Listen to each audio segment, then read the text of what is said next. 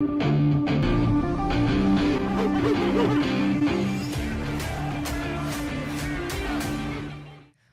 to the Hanford Dixon Show. I'm Gabriella Cruz alongside the top dog. Oh, that was a good one. It's nice to see you, top dog. We got plenty happening in Cleveland, okay? Our Guardians have been super hot. What a start for them. They were the first to 15, 16 wins in Major League Baseball, just fighting with the Yankees for the best record as of shooting this show. Plus the Cavs in the playoffs. We want to see them go far, want to see them, they're putting up a lot of fight in game one, and we'll see how this series go. But we're excited. Well, I have to tell you this before I jump into all that. And this is the honest truth. I am not lying. I'm telling the truth. This morning, I was on the elliptical. I think it was about someone came up to my machine. I want to say it was like about 7:50 this morning. And, I work out at the Westlake Y. Okay. All right, great. Now I know where to find you so I can compete with you on the elliptical. I'm at the Westlake Y on the pre-core elliptical. And I'm telling you, this guy, he comes up to me, kind of older guy. He comes up to me. He said, "Hey," he said, "Man, I tell you what, I watch you guys' show." I said, "Oh, thank you. We really appreciate that." And he said, "Who is that girl that's on the show with you?" And I looked at him. I said, "Oh, now you want to tell me why you watch the show. It's not because you're listening to us talk. You want to see my partner, Gabby." So it was so funny. He was so serious. I couldn't wait to tell you that. He said, Who's that pretty girl that's on the show with you?" I said, "You son of a gun, you." I wanted to say something else, but I was into my workout. I was a little bit tired. But I had to tell you that. Isn't there a song, "Who's That Lady"? Yeah. I don't know. Bohm, you would know this. I don't think that's the title of the song, but it's definitely a lyric. Yeah, okay. All right. Anyway. But can you believe the Guardians? Hey, we are hot. Boy, big time hot. I've always been a Guardians fan, though, because when they were the Indians, and obviously they were playing at the old stadium, I would go down there and I would watch them, and it wouldn't be that many people in the stands. I'm going back Albert Bell and some of those guys, but I've always liked our baseball team, and I don't know what it is about these guys that they're getting off to such a hot start. I think, is it one of the best records, or tied for the best record right now in the? Yeah, every game we're kind of jostling there, but as of shooting this show right now, they have the best 16-6 in Major League Baseball. So that's above the Yankees. Give me two of your favorite players on the team. Well, Steven Kwan, I know he's already been amazing. Recognized, but to think he's only in his third season and all the adjustments he's made, I mean, he's a multi-hit player right now. So he's just super consistent, always gets on base, and he's good energy in the locker room. And just to see his growth and progression continue and stay consistent is really exciting for us. So Steven Kwan, and you know who else I think is cool? Well, Tanner Bybee. He's one of our pitchers, and we lost Shane Bieber, which is devastating. You really feel for an athlete like him who worked so hard to come back, and now he's got to get Tommy John. He's out for the year. So you feel for him as a player and a person, but it really is that next man up mentality. And Guardians staff, we've been so good at raising pitchers, from the farm system to come up and be poised to be in the show. And Tanner Bybee is no exception. He's really lighting it up. And we got so many other guys in the bullpen too, even people taking on different roles because Trevor Stephan has been out. So Hunter Gaddis is in a new role in the bullpen now. But the way it's shaping up, it's like coming together, and I think the new management with Stephen Vogt has been a nice change of pace too. So I like him. But you know what really makes me mad about those pitchers? I mean, and you can say what you want to say. They baby them too much. And what I mean by that is, a guy get near 70 pitches, 80 pitches, and immediately they're trying to find a reason to take these guys out of the game. And I think where the problem starts is it starts down at the farm system. I mean, they have them down there, and they won't let them pitch. Very rarely do you see a pitcher go past 5 innings unless you saw one of the games where who's the guy pitched a shutout against us. He went the whole game and shut us. And that was one of the fastest games going. But I tell you what. Was it this year? Yeah.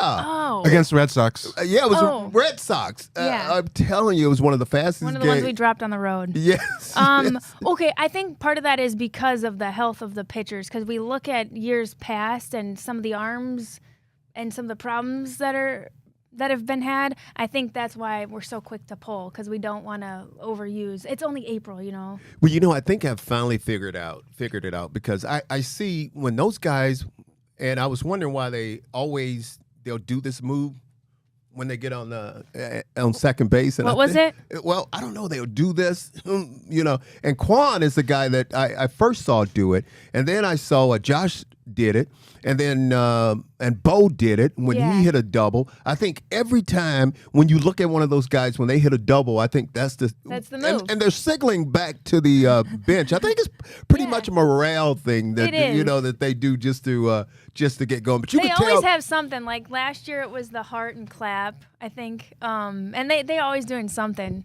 Well, you could tell how excited I get just talking about Yeah. the. And Did you see Josh Naylor himself in the head with a bat after his home run? well, that too. And do you see him sometime when he? Rock the Baby? Rock the Baby. That didn't make Yankees fans too happy last year. Because of him, here's a funny story. So, Cabrera, so in game 2 or 3, we're playing the Yankees last year. Playoffs, right? Yeah, because the wild card, we beat the Rays. No, we didn't beat the Rays. I might be getting my 22 and 23 mixed up. But we're playing the Yankees, and this kid, Oswaldo Cabrera, he's got a lot of swagger. He's a new, younger kid, and he pimps a home run dramatically early in game 3 against the Yankees. So I tweet something like, imagine pimping a home run like that, and then you lose blah, blah, blah. So it started to go viral, right? Well, Yankees fans did not let me forget that tweet because the next day, Josh Naylor does the baby rock, and then we lose or something. I might have it chronologically out of order, but I'm pretty sure that's how it went down. So they came for me and they said, "Oh yeah, well imagine doing the rock the baby, and you're gonna lose in the playoffs to the Yankees or whatever." So, but I am a Josh Naylor stan. I will stand behind him. I will rock the baby. I will whatever hit your head with the helmet. We're all about it. He's crazy, but he's our crazy. You know what I mean? Well, I got to tell you this too, and I know we're running a little long in this segment, so the hell with it. I'm going to keep it going. I went to the Cavaliers game. Oh yeah, you did. I went to the game. With Ozzy, right? No, he didn't go to the game with me. He's in town, but he had to do something. He had to do an autograph signing, I think, at Strongsville Mall, and then at the Football Hall of Fame. Okay. So he couldn't go to the game, but it was a 1:00 start, and boy, did they just beat up. I mean, the Cavs was just red hot. They showed up. They played defense. They played offense. I think they threw some elbows. They jostled. They got rowdy. I think Mitchell. I think he had about 30 points. And you want to hear something so funny because I was in the Key Bank suite. Okay. And so one of the guys, Mike Mitchell, comes up to me and he's talking to me. He's the guy that owns the Mitchell ice cream. And I whispered in his ear. And I said, waffle cone, 2 scoops, vanilla bean ice cream. And his little boy was right there. And he just laughed. He looked at me. He said, that's my favorite too. He said that's his favorite too. So it was just so funny. But You're out here making friends with but just everybody. I had to tell you that. And then I had a question for you. Okay. Now you have to answer that straight up. All right, yeah. Now, who in the hell is this guy? Oh, we're cutting this. Wait a minute. Nope. Wait a minute. Nope, we're cutting Wait this. a minute. That I see you with. I'm happy all over the place. Okay. And I mean, look at My interview, you mean? Look at her. She's turning red over here, guys. I mean, look at that. I thought you were going to go down a different rabbit hole. No. You know I got your back. I wouldn't do that. But no, I'm glad you brought it up. I'm doing a new show called Cruisin' Cleveland. Okay. We're shooting it in my Jeep, and we stop and do activities and things. Good. Different twist for a show, instead of sitting at the desk, although this works for us. But I got to interview George Niang, who's been just such a lovable Cleveland figure ever since he's been here. I like him. And the minivan, like he comes off the bench, he brings a lot of energy. He's just a real glue with his personality. And you see him jawing and stuff. He won't risk a technical here and there. But so I got to interview him, and that's what you're seeing. I had to ask you about that. I couldn't wait. I was just laughing. Bose, did you see that? You had to see that too. She thinks she's slick, don't you, Bo? All right. I thought you were gonna say something else. Like I saw you out with somebody. No. I got my binoculars, and I'd like to interrogate you. Because I know you. But yeah, George Niang, the minivan was my first interview. Catch it on Cruisin' Cleveland YouTube channel. The full segment dropping soon. So thank you. We better take a break. We got to get out of here, Boom. We'll be back right after this. Welcome back to the Hanford Dixon Show. Hanford, are we ready to bring in our featured guest of today? I know you were on the Browns. I was wanting to say Bruise Cruise. Yeah. Browns Cruise. It's close enough. Yeah. The big dog was we went on that cruise together, and I tell you what, we had a good time. We actually got a chance to sit down with a lot of Browns fans. They asked a lot of questions, and we answered a lot of questions, but we all got a chance to really get together and get to know each other. So we had a good time. Cool. Well, we are welcoming on former Browns defensive tackle. He was the third pick in the 2012 NFL draft. Good old Ohio guy out of Cincinnati. Played 4 seasons and some change with your Cleveland Browns. Welcome John Hughes to our podcast. Hey, appreciate you guys having me on. Thank you, big dog. You know what? I got to ask him a quick question. All right, yeah, start it off. Before you jump into everything I know you got there for him. Okay, dog, now, if I say a name to you, I want to know if you know who I'm talking about. And this guy's name is Robert James White. You ever heard of that? It's okay. It's okay if you don't know. I've heard the name. You got to give me a little bit more detail. But yeah, I've heard the name. Okay, let me tell you this, Gabby. Okay. There was two players that's been drafted from Gehanna. What's your name how you pronounce the town? Gehanna. There was 2 guys that was drafted from that town. One being this guy, Robert James White. And we're talking to the other one. So I had to get him on that one. So if you'd asked me who was drafted from where I'm from, Doug, besides me, I wouldn't have known either. And it's funny, man, we've actually had a couple of guys after me come from Gehanna too. We got a guy in the league right now, Jonathan Cooper. Uh-huh. He's with the Broncos. And then we had a long snapper coming from Michigan too. So yeah. Okay. Gehanna's on the map for sure. All right, so we're going to rewind here a little bit. For starters, you missed playing with the Browns on the 1-15 season and the 0-16 parade. So congratulations. Yeah. And then I wanted to talk about, the franchise has evolved over time, and we're getting closer and closer to having this team that has real implications for going far in the playoffs, and we want that Super Bowl.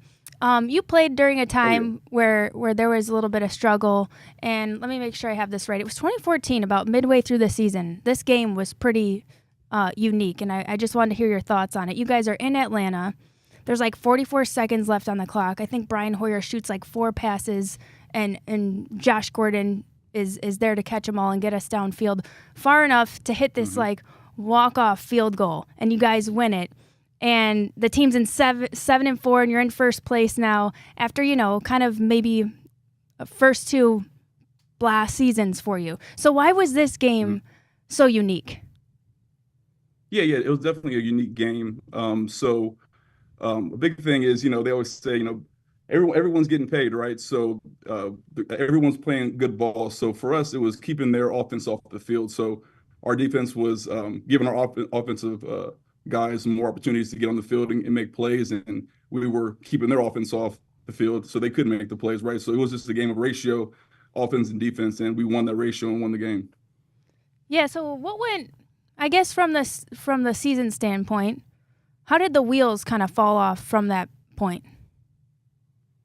It was a couple of different things. We had Brian, and he had ended up going down that year.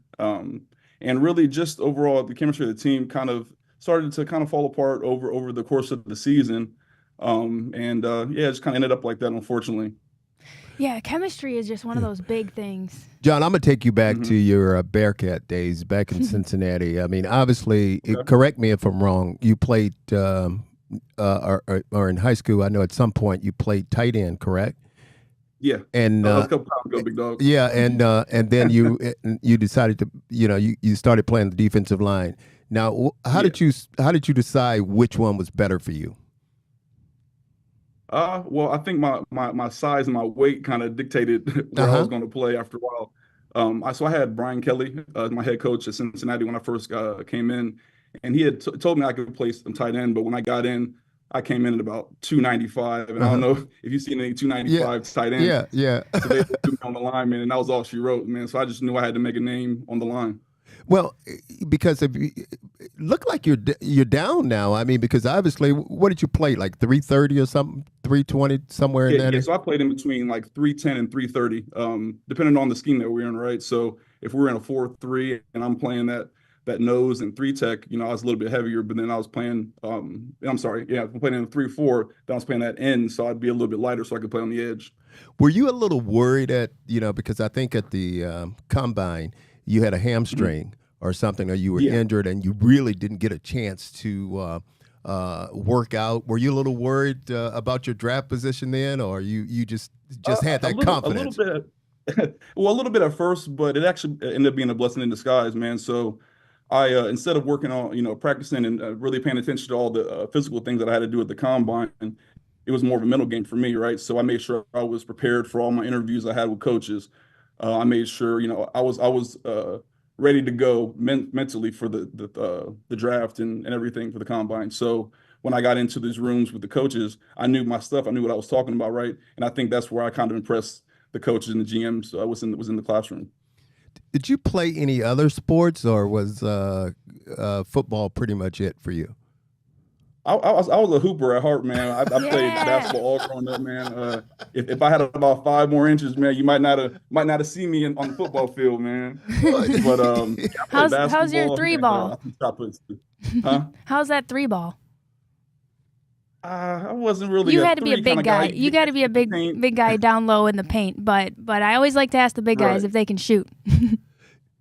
John, I mean, I had a nice shot, but my game was in the middle. So John, is there a guy, or was there a coach or something that really helped you along the way? And also, part two of this question, was there a favorite player or something that you looked up to that you, pretty much in your game after?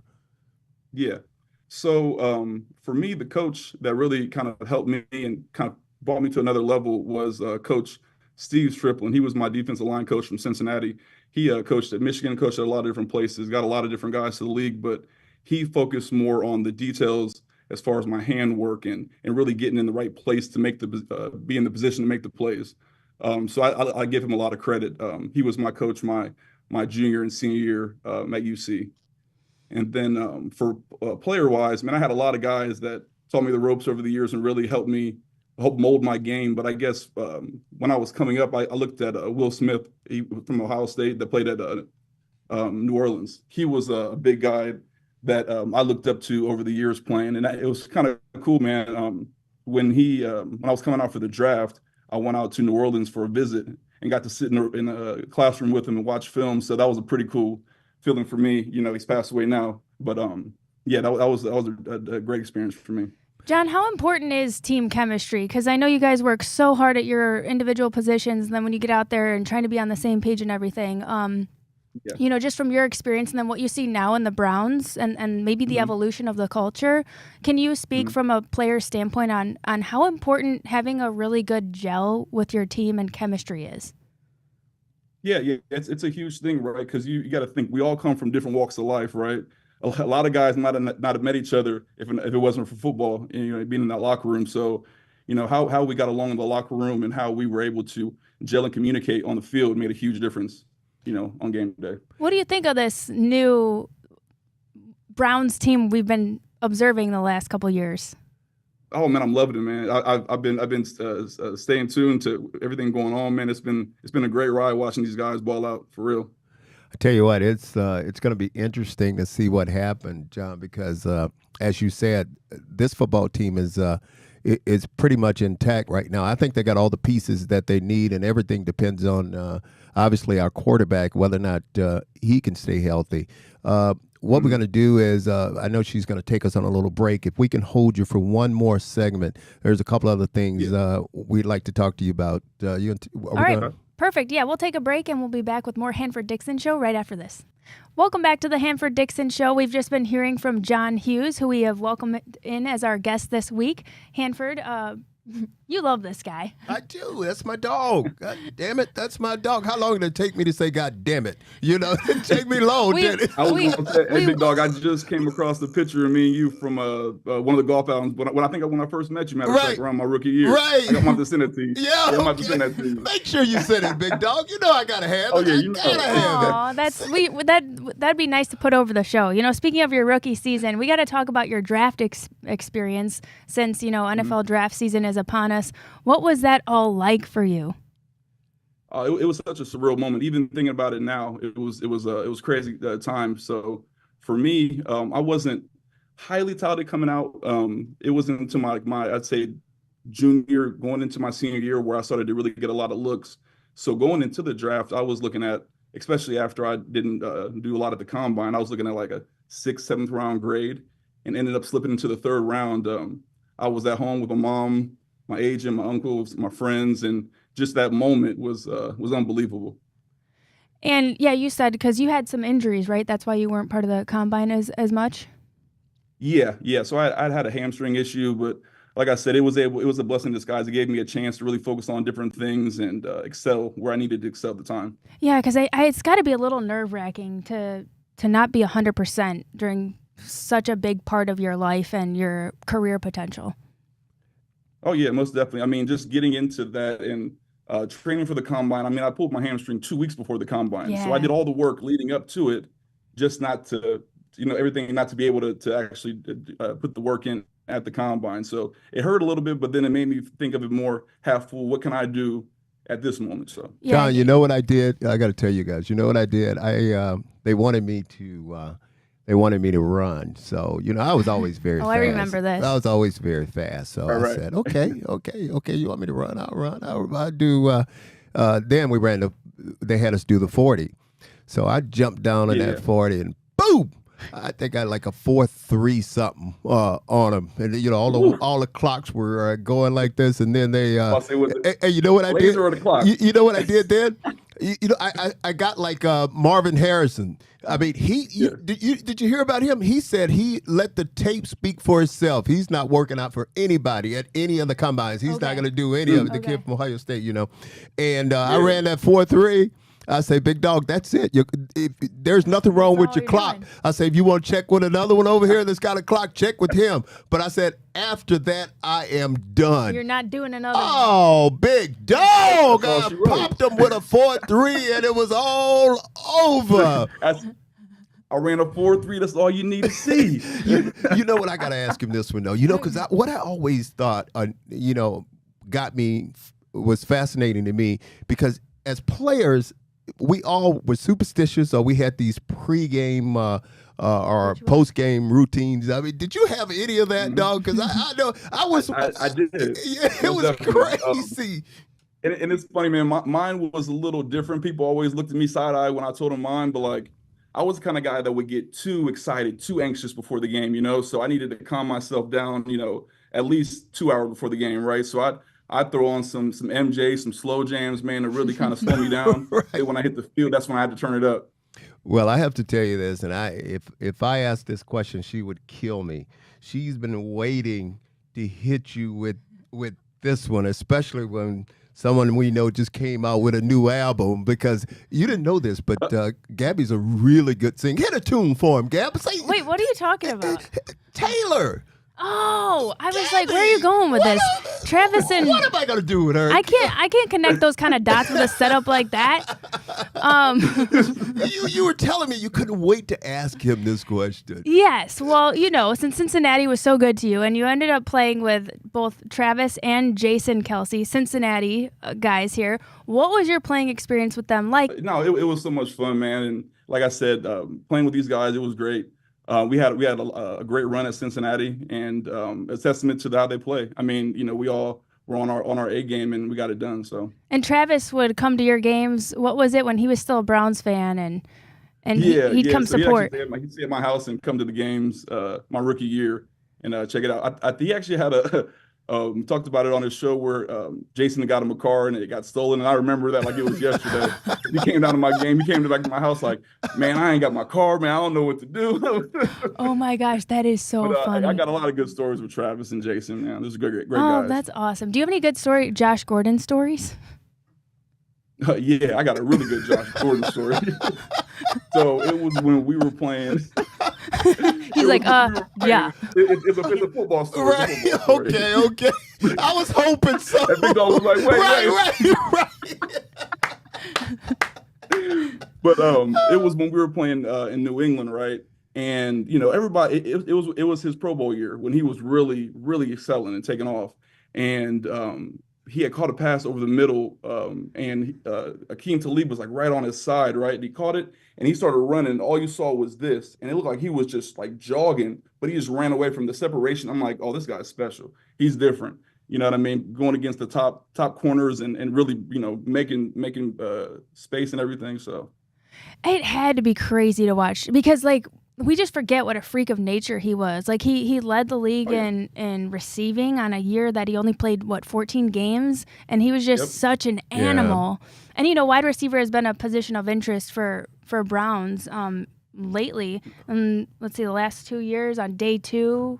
What? A wide receiver. I would have loved to have played against him though because he's tall and he's lanky. I wouldn't have let him off the line of scrimmage. I'd have been. Yeah, let's get your opinion on how you defend a guy like that. Look, I would have been all up in his face. But I got a great question for you, Dawg, and I hope, and I'm sure you're going to agree with me with this one, because when you look at the game today, I mean, especially they have made it so tough for you guys on that defensive line to play. I mean, you can't even touch the quarterback. I mean, you can't even fall on them pretty much anymore unless they're going to call a penalty. I mean, don't you think they've made the game really tough for defensive linemen? Oh, most definitely. I mean, you got this big of a target, right, from the waist to the chest. I mean, you can't hit up top, can't go down low, and you can't fall on them. I mean, they might as well make it just tag them off, man, because that's where it's going. Because what we wanted, when I played, I mean, I used to tell them, I said, look, when I'm playing against the opposing team, whether it's the wide receiver, whether it's the running back or whatever, they said, did you want to hurt him? I said, absolutely, I wanted to hurt him. We wanted to hurt him. But one thing we didn't want to end anyone's career or anything like that. That's not what I'm talking about. I said we wanted to hurt him. We wanted him out for our game, but we wanted him to be able to play next week. Just just take it. Even if you didn't knock him out, you want to slow him down a little bit. Right. He was going a little bit. He's doing too much. You got to slow down a little bit. John, when you was here, the Cleveland Browns, I know you probably got nothing but good things to say about this organization, the owner of this organization. It was like family here for you, wasn't it? Oh yeah, most definitely. I mean, playing for different regimes. Like I said, I played for 4 different head coaches when I was in Cleveland. But every coaching staff brought a different element to the team, and got us, one more step closer to getting to where we're at now. You know what I mean? The Cleveland Browns era. And it had to be special for you, and we talked about it a little bit earlier, you being from Ohio. Now, I'm going to put you on the spot here. Being from Ohio, obviously there's 2 teams in Ohio. Please say the right thing when I ask you this question. Which one was your favorite? Was it that orange and brown, or was that team back down south there near Kentucky? Man, I've never been a Bengals fan, man. I've always been a Browns fan. And look, I can't say it too loud. I said I can't say it too loud, man. My wife's upstairs, and her and her family are huge Bengals fans. They're Bengals fans. and we don't get along twice a year. Right. That is awesome. That's freaking funny. Hey, John, since your playing days, you've really leaned into your entrepreneurial spirit. What are you up to? Oh yeah, yep. So I always had a passion for cutting hair. I knew I'd want to get into it in some kind of shape or form when I got done playing. So me and my business partner, we actually opened up a barber studio back in 2019 called King Culture Barber Studio. We've been really doing good. We have 9 cosmetologists and barbers in there now. We're actually getting ready to open up our second location between Easton and the airport in Columbus. Awesome. Yeah, exactly. Where are you again? So everybody can. Where? Are you? So our first location, we're in Gahanna, where I'm from. But then our second location is not too far from it, but it's between. If you guys are familiar with Columbus, Easton Town Center is a bigger mall here. Yeah. And then the airport, John Glenn. Yep. So we're right in between both. Awesome. Good for you. Hanford, you'll have to pay them a visit But just to see, get that's something what different going. But that's what I was getting ready to tell. Hey, big dog, I'll give you half off. But see, that's what I was getting ready to tell you. You know what he told me? He said he could fix it so I can have some hair there. Oh, you know, wow. so That would be so weird for our logo. That was something. You know what? You be nice over there. Well, I'm just saying we'd have to change a lot, but I'm behind you. I'll say the game's changed, big dog. You ain't got to be bald. Being bald is a choice now. He said I'm telling you, he said he got me thinking there. You know, when I'm not here and I'm going up down 71 South there, I'm going to see the big dog to see if I can get me some hair here. That would be a whole show in and of itself. Yep. Make sure you tell the wife and everybody that we said hi. And Big Dog, we can't thank you enough for coming on with us, man. And I know I've been saying we're gonna do it, we're gonna do it, but it was more than worth the wait. Don't you agree, Yeah, Gabby? John, you were such a joy. Thanks for making time for us. I appreciate it, guy. Hey, Hanford, man, let me know when you're trying to go swing them, man. Let's get out and play 18. We got to do it, my friend. You got it. Take care, Big All Dog. right. Yeah. All right, you take it easy. Thanks, guys. Appreciate you. Love Big it. Dog, love it. We're going to take one more break and we'll be back right after this. Welcome back to the Hanford Dixon Show with the top dog. Hey, Yes, sir. John. John, I know. And that's what we're going to start with. He was a great interview. And what a jolly guy. You know what, Gabby, like I said, you know, like I told you, we were all on the cruise together, and the Browns cruise, and that thing was so successful. What they've already sent out a new contract, and they've already made the dates for next year already because they want to get everybody. And I guarantee you, it's just going to do nothing but grow and grow and grow. But where I was headed with this was, that's when I really had a chance to sit down and talk to John. I mean, I really had a chance to sit down and talk to him, and he's just he's such a nice guy. I mean, he was there. He had his wife there, and obviously we had a beverage. We As you do. Yeah. Throughout that whole cruise, we sit down and we had a beverage, and really got a chance to know him as he really had a chance to get to know me. And I told him, I said, hey. I said, Gab and we would love to have you on our show. I mean, we would love to have. And he just right away, he said, Big Dog. Like you heard it right there, how he talked to me. Big dog. He said, Big Dog, I really want to come on. And I apologize to him because actually we were supposed to have him on before now. But, you know, we just been rolling gas in and out of the whole show. So I'm just happy we had him on. And he I liked when he lit up when we were like, any Josh Gordon story? He was like, oh, yeah. Well, you know what? It was funny because when you, in your prep, when you was, you know, you were going to ask those questions or something about Josh Gordon. I didn't know how that whole thing was going to, how he was going to handle that whole thing. That's why I told him, I said, hey, you know, if you don't want to ask, don't tell anything that we shouldn't know. But he I got to give you credit. He just fell. He went the football route with it. Which was good. Which was good because people forget what an incredible athlete and thing to see. Yeah. It was. I'm just so happy. Josh Gordon. I'm just so happy we had him on. And again, we're talking about a guy that was born and bred in Ohio. Guy. What's that little town again? Gahanna. From Gahanna, Ohio. And, or Gahanna? Oh, now you really want to know how to mess me up. Gahanna. It feels like something. Mohana. Big dog. Feels like a musical. Hey, she really want to mess me up. Now, right when I thought I had pronounced right. You were saying all kinds of words. I know it.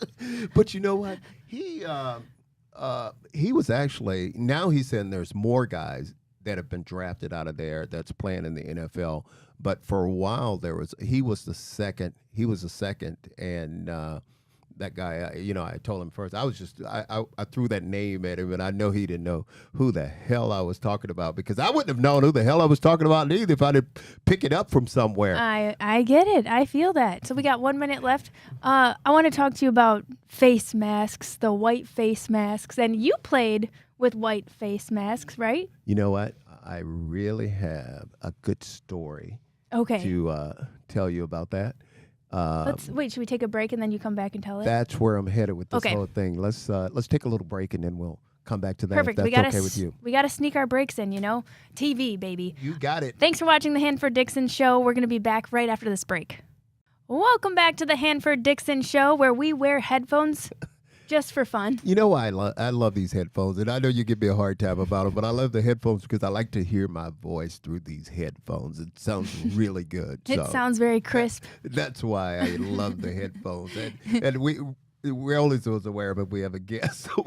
Well, it was your lucky day. We had a guest, so we got to put the headphones on. But Hanford just starts the show with them on because he likes them. You really hate these things. No, I just think it's funny because we're not talking to anyone virtually at that, but you like to hear your voice. But see, here's the problem. Here's why you hate them, because you have hair. You have hair to mess up. See, I don't. You guys have hair. See, I don't have any hair, so I could just throw them right on and I'm fine. Well, but you might have hair soon, based on what we heard in the last segment. What are you serious about this? Are you gonna get some hair? Hell no. I mean, I am not, but he was serious. He told me. Come on, do it. Let's do a Twitter poll and just see. And if everyone says get hair, then you have to get hair. No, hair, I don't, hair, no. hair, hair. He said the way things are today, with all the little techniques and things, he can. I said, What do they glue it on, or? I ain't gluing shit. No, don't have me. You ain't gluing nothing on my head.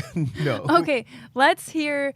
Speaking of head and helmets, let's hear this face mask story.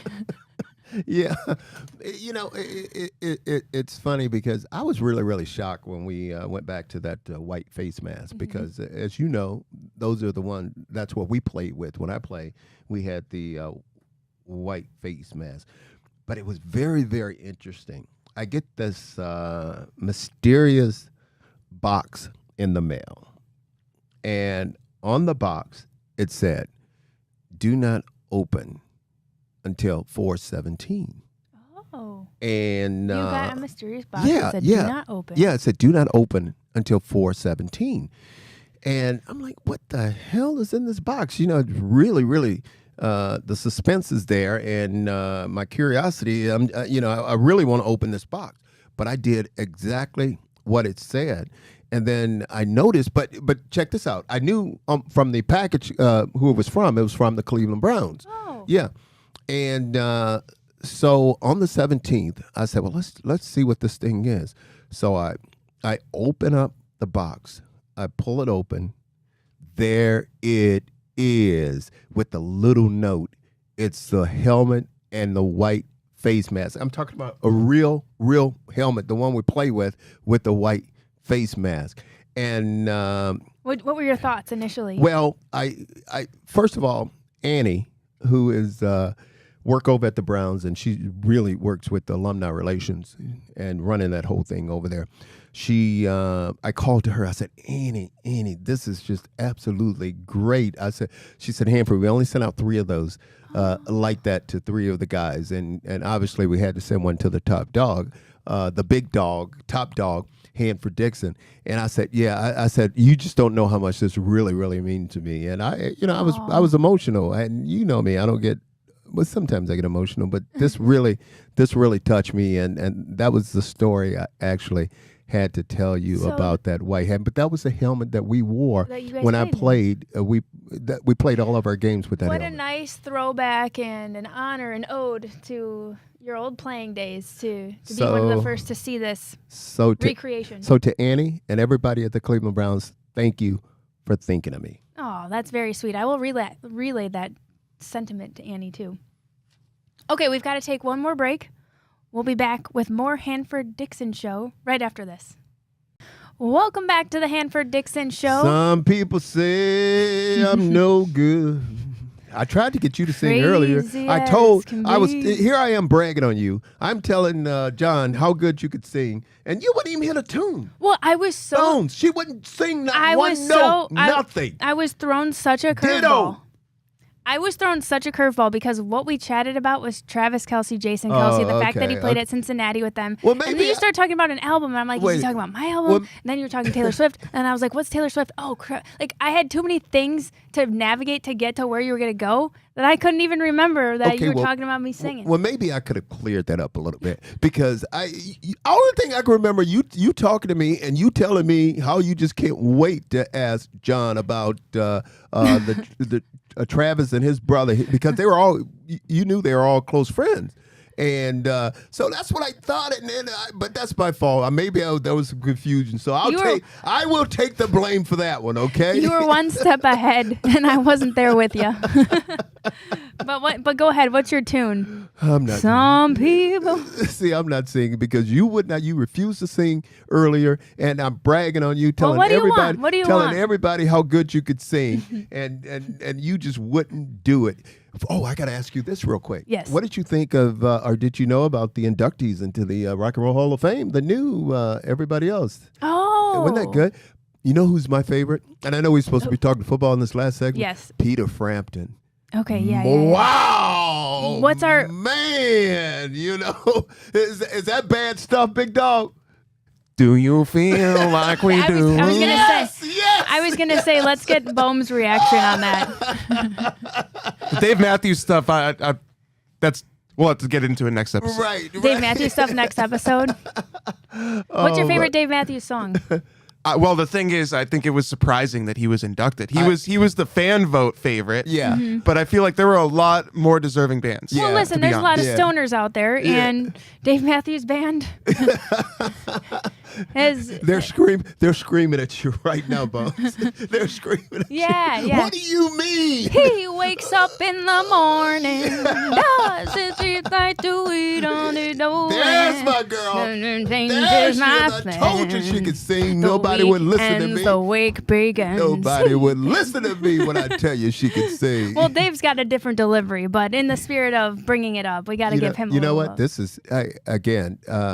This has been a good show. This has been a good show. You know what? Well, I forgot what I was going to You even know ask what? you. Listen to this. When the three of us get together, when the three of us- we put together a pretty damn good show, if I have to say so myself. Well, it's a little chaotic, but it gets there. I was going to talk a little bit about Oh. Barry, but we don't have time. We Well, only just have really quick, we have we- 1 minute. If you were the GM of the Cleveland Browns, what's your strategy? Are you going best player available, or are you going by need?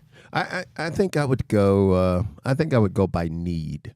And that's easier said than done, you know, when and these guys are up there because we don't know whether or not Nick Chubb, when he's coming back. I mean, obviously he's coming back, and we all hope so because I tell you, he's a hell of a player. And I think we also need, when you look at it, a linebacker. But when you look at Barry, I think he hit on a couple picks. Hit on Mitchell, the cornerback, and the big Deion Jones, the big offensive lineman. But that's something we'll get into. We'll do a whole react show next week. You from got it. NFL Draft. You so got it. thanks for watching the Hanford Dixon show. We'll be back next week.